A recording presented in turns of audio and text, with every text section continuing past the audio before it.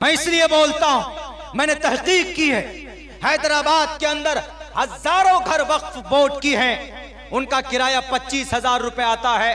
वक्फ board की रसीद के ऊपर 2500 लिखा जाता, बाकी 22-23 हजार रुपए वक्फ के चेयरमैन के पास जाता। जब मुसलमान बदअमल होगा, मोदी और योगी जैसे जालिमों को मुसल्लत करेगा। सुन लो, ज़हरल फसाद फिल बर्रि वल बहरि बिमा कसबत ऐदिन नास। हमारे अमाले बद की वजह से अल्लाह जालिमों को मुसल्लत करता है। आज जो हमारी मस्जिदें तोड़ी जा रही, जिम्मेदार हम हैं। बहराइच के अंदर 23 मकानात के ऊपर बुलडोजर चलाने के लिए नोटिस चिपकाया गया, उनमें से सिर्फ 3 घर गैर मुस्लिम के हैं, बाकी 23 मकानात मुसलमानों के। कहां है हमारी तंजीमें? क्यों सो रही? आपके पास ताकत की कमी है? सिर्फ गद्दी के लिए लड़ोगे, सदर बनने के लिए लड़ोगे, सेक्रेटरी बनने के लिए लड़ोगे। कौम के लोगों के, कौम के बच्चों की पैरों में गोलियां मारी जा रही है, आपकी जुबान बंद हो जाती। रुपए दिए 1 घंटे के बैठकर इंटरनेट में कुछ पढ़ना है, कुछ तहकीक करना है तो कर लीजिए। लेकिन आज वो अय्याशी का अड्डा बन चुका। उसी मुजफ्फरनगर के अंदर उन तमाम बच्चियों के बैग से वो कॉन्डोम के पैकेट से निकले और शराब की बोतलें निकली। क्या उनके माँ बाप ने उनकी तरबियत नहीं की थी? अगर तरबियत की होती कि समाज की बेटियों, मेरी बेटियों, तुम कभी भी अपनी जिंदगी के अंदर किसी गैर मोमिन लड़के के साथ, गैर मोमिन क्या मोमिन लड़के के साथ भी इजाजत नहीं है कि तुम निकाह से पहले किसी के साथ बात करो या कैफे के अंदर बैठकर तुम शराब पियो। शराब तो दूर की बात है, तुम्हें बात करने की परमिशन नहीं दी गई। इससे पता चलता है कि माँ बाप का बहुत बड़ा किरदार। माँ बाप ने छोड़ दिया कि नहीं मौलाना, हम अपनी बच्ची को स्कूल में पढ़ाते, डिग्री कॉलेज में पढ़ाते, हम अपनी बच्चियों को कॉलेज भेजते हैं तो इसलिए वहां पर ऐसा होता। आप निगरानी कीजिए अपने बच्चे की। समाज के जिम्मेदार लोग भी इसके अंदर में जिम्मेदार हैं, इसलिए कि उनके पास कॉलेज क्यों नहीं है, हमारे पास यूनिवर्सिटी क्यों नहीं है। हम अपने बच्चों को हाफिज प्लस ग्रेजुएशन की, आज तक हमारे पास कोई सिलेबस नहीं। हम लकीर के फकीर बने हुए।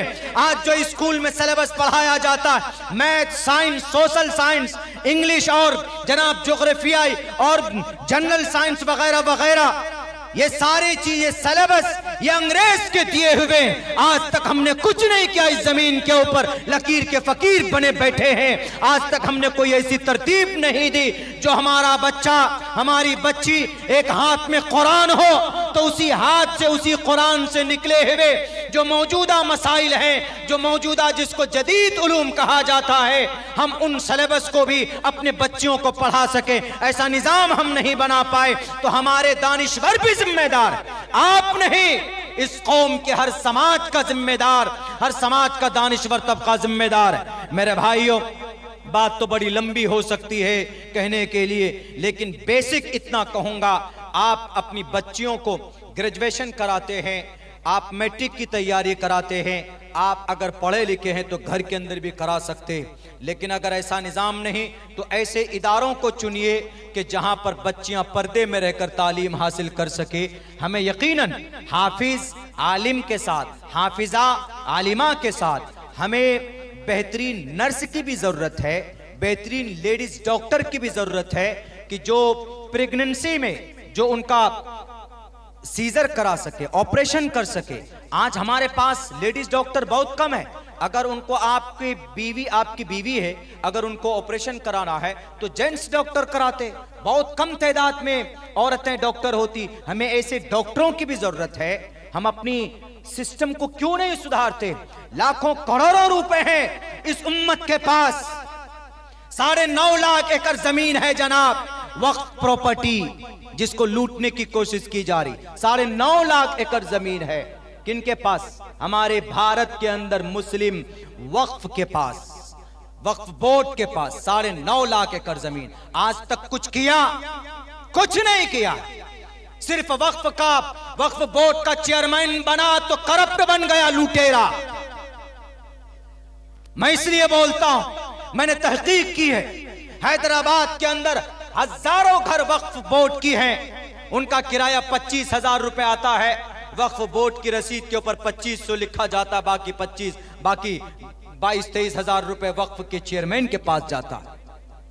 जब मुसलमान बदअमल होगा, मोदी और योगी जैसे जालिमों को मुसल्लत करेगा। सुन लो, ज़हरल फसाद फिल बर्रि वल बहरि बिमा कसबत ऐदिन नास। हमारे अमाले बद की वजह से अल्लाह जालिमों को मुसल्लत करता है। आज जो हमारी मस्जिदें तोड़ी जा रही, जिम्मेदार हम हैं। बहराइच के अंदर 23 मकानात के ऊपर बुलडोजर चलाने के लिए नोटिस चिपकाया गया। उनमें से सिर्फ 3 घर गैर मुस्लिम के हैं, बाकी 23 मकानात मुसलमानों के। कहां है हमारी तंजीमें? क्यों सो रही? आपके पास ताकत की कमी है? सिर्फ गद्दी के लिए लड़ोगे, सदर बनने के लिए लड़ोगे, सेक्रेटरी बनने के लिए लड़ोगे। कौम के लोगों के, कौम के बच्चों की पैरों में गोलियां मारी जा रही है, आपकी जुबान बंद हो जाती। जुल्म के खिलाफ बोलना सीखें हमारी तंजीम के लोग और हमारे दानिश्वर तबका। बुज़दिल बने बैठे हैं जना, कुछ नहीं कर रहे हैं। यही वक्फ के ऊपर जो बिल आ रहा है ना, ये हमारे करप्ट होने की वजह से इसके ऊपर बिल लाया जा रहा है। आपको नहीं मालूम है, महाराष्ट्र में सिर्फ 1 लाख एकड़ जमीन वक्फ बोर्ड के पास, वक्फ बोर्ड की 1 लाख, उन 1 लाख में से 70,000 एकड़ जमीन, 70,000 एकड़ जमीन गैरों के कब्जे में। 30,000 एकड़ जमीन वक्फ के पास है। लेकिन इन 30,000 एकड़ जमीन पर जो टावर गाड़े गए ना, टावर, उन टावर से जो इनकम है वो सालाना 10 करोड़ रुपए है। बताइए, महाराष्ट्र के टोटल मुसलमानों के मसाइल, मिल्ली मसाइल, मदरसा हो, मस्जिद हो, मकतब हो, इन जगहों को चलाया जा सकता है कि नहीं जा सकता? वक्फ की प्रॉपर्टी से टोटल मदारिस चलाए जा सकते हैं। ऐसा ही था, वक्फ की ही प्रॉपर्टी से पहले जमाने में मदरसे चलते थे। वक्फ की प्रॉपर्टी से बहुत पैसे वक्फ के पास। 9.5 लाख एकड़ जमीन में से 4.5 लाख एकड़ जमीन तो वक्फ बोर्ड के पास रजिस्टर्ड है। पैसे आ रहे हैं तो पैसे आप कौन यूनिवर्सिटी क्यों नहीं बना रहे? मदरसों के हमारे उलमाए किराम को क्यों चंदा करना पड़ रहा है? हमारे इमाम को क्यों 100 रुपए 200 रुपए लोगों को जमा करना पड़ रहा है? पैसे कहां जा रहे हैं? सब खा खा के बैठ गए, कोई हिसाब नहीं, कोई किताब नहीं। इसीलिए अल्लाह तबारक व तआला ने कहा कि बहुत हो गया, बहुत लूटा है, आ जाओ जी अब हरकत में। अब कोशिश करो, ईमेल पे स्कैन करते रहो, लेकिन जब जालिम की बिगड़ती है नीयत तो कोई स्कैनर पे स्कैनर काम नहीं आएगा। देख लीजिएगा, इस बिल को रोकना बहुत आसान, बाएं हाथ का खेल। लोकसभा में मौजूदा सरकार की अक्सरियत है, राज्यसभा में तो उन पार्टियों की अक्सरियत है जिनको हम वोट डालते। 142 मेंबर है, किनको? अपोजिशन के। और राज्यसभा में जो मौजूदा सरकार है, जो पार्लियामेंट में ज्यादा है, लेकिन राज्यसभा में 102 ही है। वो रोक सकता है कि नहीं रोक सकता? ये लोग जिनको हम वोट करते हैं, शहादत देते हैं, लेकिन नहीं, एक ही थैली के चट्टे बट्टे हैं। ये चाहे तो रोका जा सकता, हमें स्कैन करने की जरूरत भी ना हो। सिर्फ इन लीडरों से जाकर ये कहें कि हमने आपको शहादत दी, हमने आपको गवाही दी। गांधी जी साहब, बिहार के अंदर तेजस्वी साहब, नीतीश कुमार जी, और उत्तर प्रदेश में समाजवादी अखिलेश साहब, उद्धव ठाकरे साहब, हमने आपको समर्थन किया है ना। टोपी दाढ़ी वाले यानी उम्मती मुस्लिमा माइनॉरिटीज के लोग तो आपको समर्थन करते हैं ना। आप राज्यसभा में तो बिल को रोक सकते हो क्योंकि आपकी अक्सरियत है, लेकिन नहीं रोका जाता। क्यों? वो भी चाहते, बने कानून, चाहते तो रुक सकता था, रोका जा सकता था। मैं खैर उधर जाऊंगा तो लंबी बात होगी।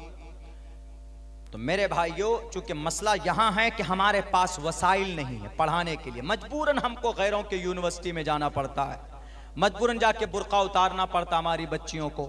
हमारे पास नहीं, क्योंकि हमारे पूर्वज ने, हमारे लोगों ने आज के वक्त में जो वसाइल हैं उसका सही उपयोग नहीं किया है।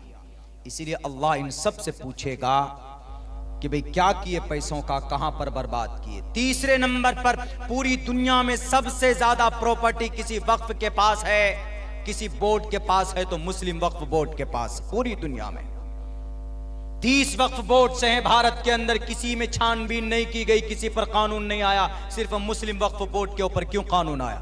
समझते? क्योंकि सबसे ज्यादा करप्शन इसी वक्फ बोर्ड के अंदर है, सबसे ज्यादा घोटाला। वक्फ बोर्ड का चेयरमैन बैठकर सिर्फ निगरानी कर सकता, उसको बेच नहीं सकता।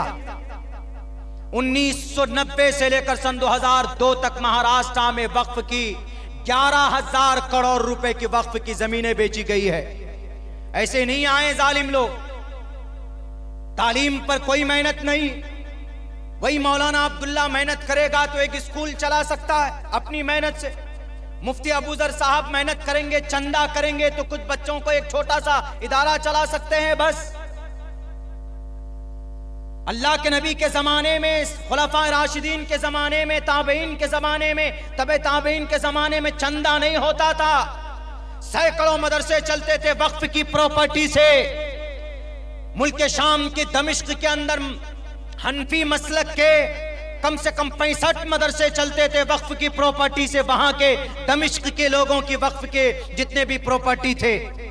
शाफिउल मसलक के 55 मदरसे चलते थे, हम्बली के 11 मदरसे चलते थे, मालकी के 15 मदरसे चलते थे, और दिगर मकतबे फिक्र के लोगों के मदरसे चलते थे। पैसों के लिए चंदा नहीं करना पड़ता था जैसे आज चंदा करना पड़ रहा है। खुदा की कसम, कौम के जिम्मेदार लोग, इनकी सबसे पहले गर्दन पकड़ी जाएगी।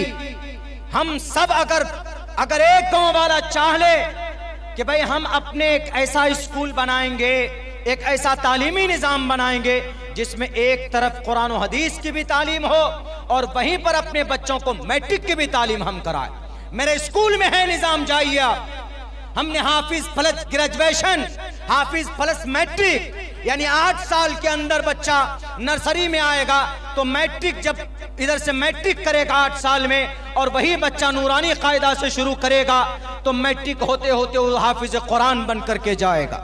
ऐसा निजाम बनाया जा सकता है। बनाए, आए लोग सामने तब ना, ज्यादा नहीं।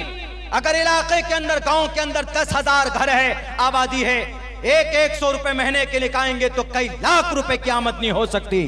पूरे भारत के अंदर अगर 10 करोड़ मुसलमान हर दिन 1 रुपए जमा कर ले तो सालाना 3,500 करोड़ रुपए जमा हो सकता। क्या पूरे भारत में मुसलमान 10,000 नहीं है, 10 करोड़ नहीं है? 1 रुपए कौन सी बड़ी दौलत है? देने के लिए कौम तैयार है, लेकिन लेने वालों को भी एक प्लेटफॉर्म पर आकर खड़ा होना होगा। उनको अपनी जिम्मेदारी का एहसास देना, दिलाना होगा। नहीं तो कोई भी आएगा हमारी शरीयत के ऊपर उंगली उठाकर चला जाएगा। हमने कहा वहां के लोगों को, उन्होंने कहा कि मौलाना बताइए जरा, अम्मा आयशा के बारे में बातचीत हुई। हमने कहा कि अम्मा आयशा सिद्दीक़ा रज़ी अल्लाह ताला अन्हा बहुत ज़्यादा ज़हीन व फ़तीन थी। यकीनन 6 साल की उम्र में निकाह हुआ है और 9 साल की उम्र में रुखसती हुई है अम्मा आयशा सिद्दीक़ा रज़ी अल्लाह ताला अन्हा का। इसमें कोई शक नहीं है, ये बिल्कुल मुस्तनद है, मुअतमद है, लेकिन उसको समझाने की ज़रूरत है। हमने कहा कि अपनी समाज की बेटियों को भी अम्मा आयशा सिद्दीक़ा रज़ी अल्लाह ताला अन्हा की सीरत और सहाबा और सहाबियात की सीरत अपनी बच्चियों को पढ़ाइए तो इंशाअल्लाह अम्मा आयशा सिद्दीक़ा की कोई ना कोई सिफत को अगर फॉलो कर ली वो बच्ची तो कभी भी अपने ईमान का सौदा नहीं कर सकती।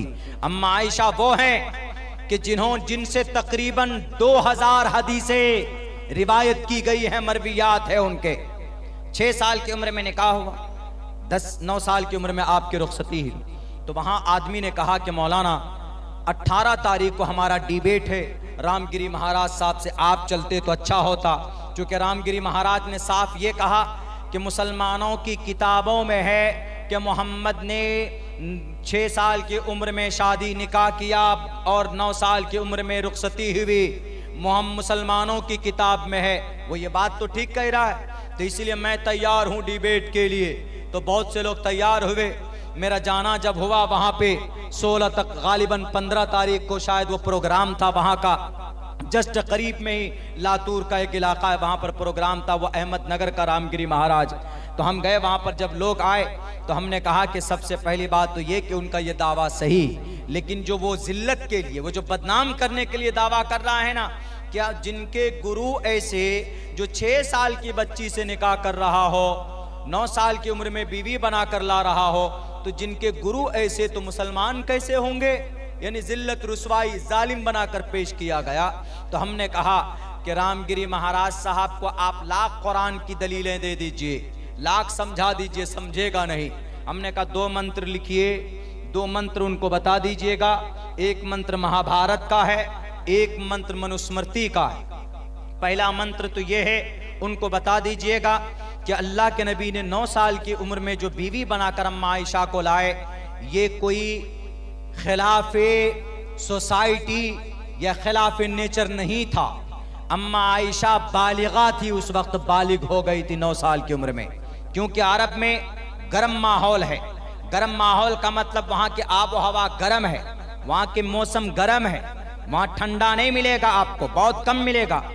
गर्म आबो हवा में बच्चियां कम उम्र में ही बालिगा हो जाया करती है, बुलूगत की हालत को पहुंच जाती है। तो अम्मा आयशा को बीवी बनाने के लिए अल्लाह के नबी ने प्रेशर नहीं डाला था, बल्कि अबू बकर सिद्दीक ही आकर कहने लगे, ए मोहम्मद रसूलुल्लाह, आप अपनी बीवी को क्यों नहीं ले आते अपने घर? बड़ी हो गई है आयशा, बाप है, बाप बेटी के बारे में कभी भी गलत कदम नहीं उठा सकता।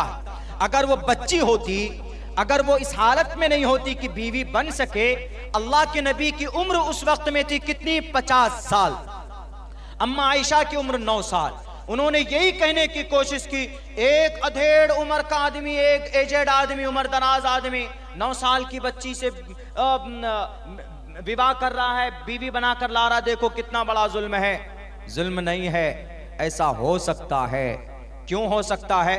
महाभारत के अंदर कहा गया, महाभारत में कहा गया, त्रिशदशो दशवर्षा, 3 को बोलते, शद 10 को बोलते, त्रिशदशो 30 साल का, दशवर्षा 10 वर्ष की लड़की, त्रिशदशो 10 वर्ष का मर्द, 30 वर्ष का मर्द, दशवर्षो 10 वर्ष की लड़की, त्रिशदशो दशवर्षा भार्गो विंदे ने नग्निकाम, नग्निकाम संस्कृत में शादी को बोलते।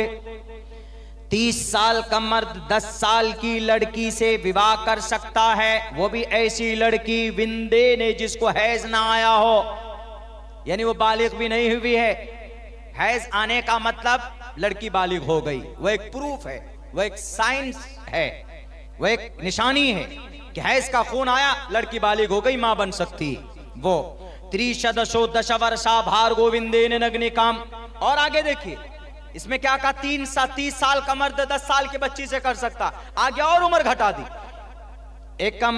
एकविंशति वर्षा, एक को विंशति 20 को बोलते, एक को एकम बोलते संस्कृत, 2 को द्वे बोलते, 3 को त्रीणी, 4 को चतवारी, 5 को पंजा, ये पंजावत पंचा, 6 को षट, 7 को सप्त, 8 को अस, 9 को नवा, 10 को दशा, 11 को बोलेंगे एकादशा, द्वादशा, 12, 13 को त्रियोदशा, 14 को चतुर्दशा, 15 को पंचादशा, 16 को षोडशा, 17 को सप्तादशा, 18 को अष्टोदशा, 19 को नवदशा और 20 को विंशति।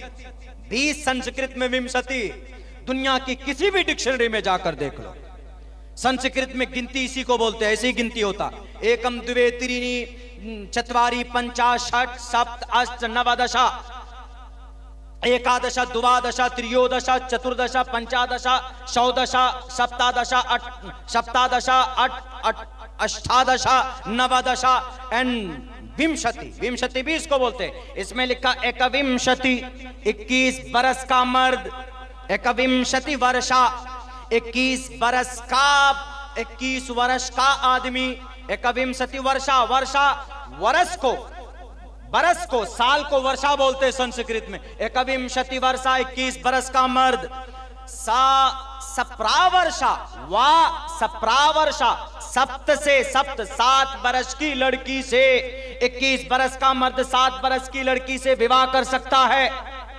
महाभारत में है, रामगिरी महाराज आप तो बड़े उछल रहे थे, आपके नबी ने 50 साल की उम्र में 9 साल की बच्ची से विवाह कर लिया।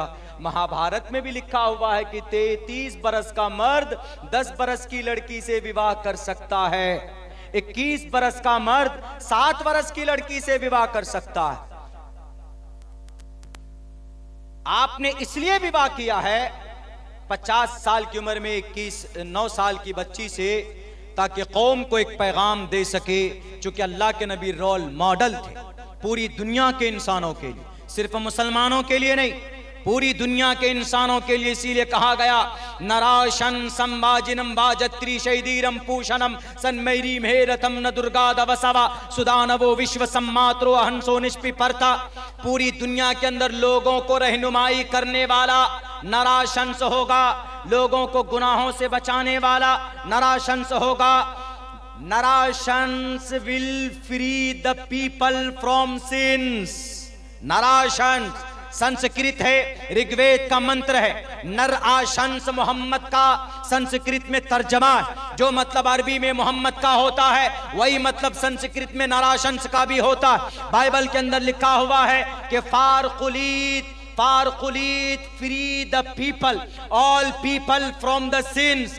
गुनाहों से लोगों को बचाएगा मोहम्मद, और मोहम्मद रोल मॉडल थे।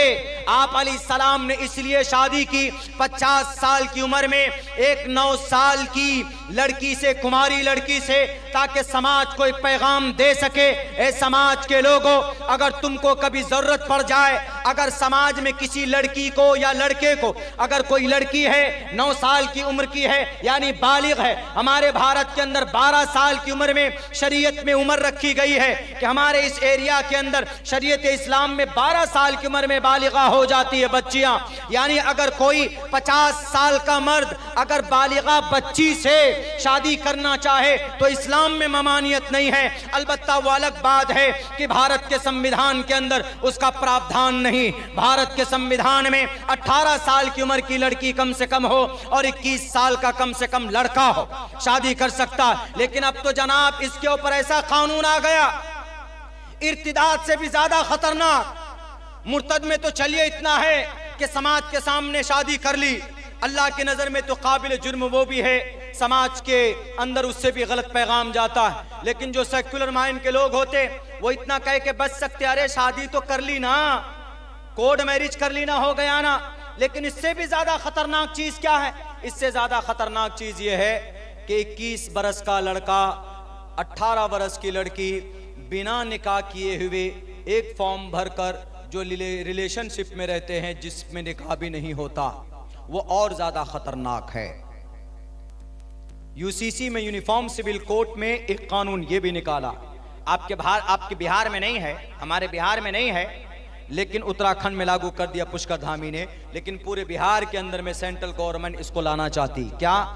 एक जवान लड़का है 21 साल का, एक जवान लड़की है 18 साल की, वो चाहे तो बिना शादी के मियां बीवी की तरह रह सकते।